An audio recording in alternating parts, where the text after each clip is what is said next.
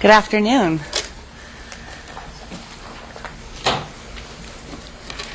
Good afternoon.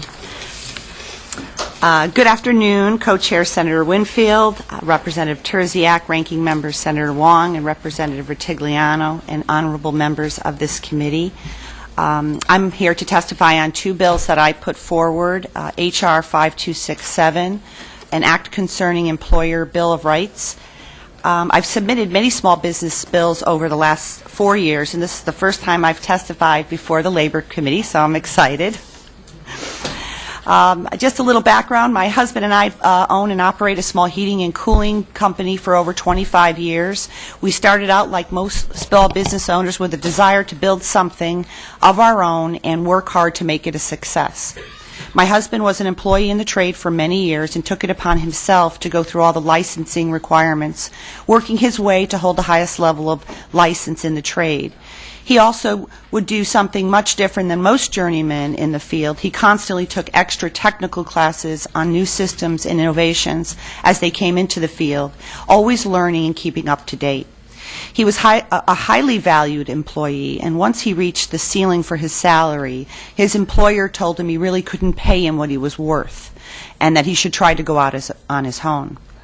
We took a chance, and it was a big risk, like most small business owners, putting up every dollar you save for startup costs, taking out business loans, working 24/7 throughout the kinks, finding office space, hiring employees, generating work, and the costs associated with employees, insurance, tools, uniforms, trucks. The first 5 years were very hard. There were times we barely made our own payroll and our own bills, but we did it. Over the years, we had some employers that were great, hard-working, and valued, and some that were not. We learned to be cautious when hiring. In our field, tradespeople generally move on to start their own businesses or to work for larger oil or gas companies once they're fully trained and at the top pay in their field. That's just part of the process. My husband has trained many young people just out of trade school and older people who wanted a career change due to a job loss, on through all their licensing. And the vast majority were very appreciative for the opportunity to learn and earn a decent living and the opportunity to propel themselves to go out on their own and onto a larger company. Time and time again, our former employees would write back or come back to us telling us about their experiences with these new companies and how impressed they were with their knowledge and their work ethic.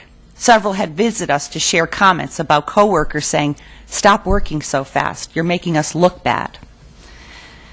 On the flip side, we also had a small percentage who were not looking to learn and work hard, but rather just to collect a paycheck.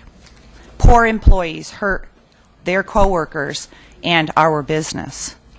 When I was elected in 2011, I sent out surveys to 1,200 business owners in town, and the answers were illuminating.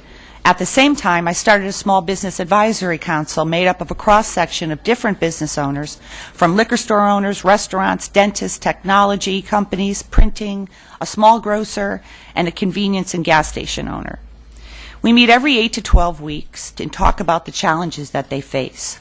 Many have shared their frustration with poor employees and how the law protects them, while no one seems to be watching out for the employer. Many of the members have talked about the Department of Labor's Employee Bill of Rights and asked why there wasn't an Employer Bill of Rights. Many of the ideas I receive come from my business council. While I've read some data on the internet about Employer Bill of Rights, which seem to cause some contention, this bill just looks to have the Department of Labor develop a similar bill based on their experiences with businesses across the state. This idea isn't about trying to take away employee rights, but rather to acknowledge that business owners are people too, provide jobs, and should receive the same consideration. So I just, in the testimony, I'm not sure you have it yet, it's just some possible examples of that.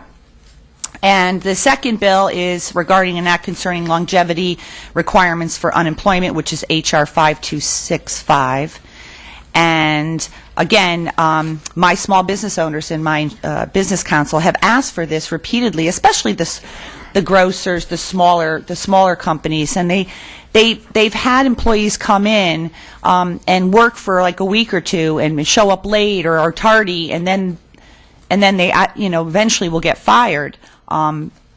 to me, it's reasonable to ask for a 30-day minimum requirement before you're eligible to apply for unemployment benefits, because, like we know, most business owners their whole unemployment insurance rate goes up for a long time every time someone applies and gets unemployment insurance. And many times, employees will get unemployment insurance even though they were substandard employees, even though there was no other recourse but to let them go. So I think 30 days is a reasonable amount of time. I mean, any company that you go to work for usually has you on a probationary period, where you have to be, you know, accepted, or they have to think that you're cut out for the work before you're officially hired. So I think it's a good practice. I think it's helpful for small businesses in the state of Connecticut, and I hope that you would take it under consideration. And I appreciate your time, and I'll answer any questions you may have.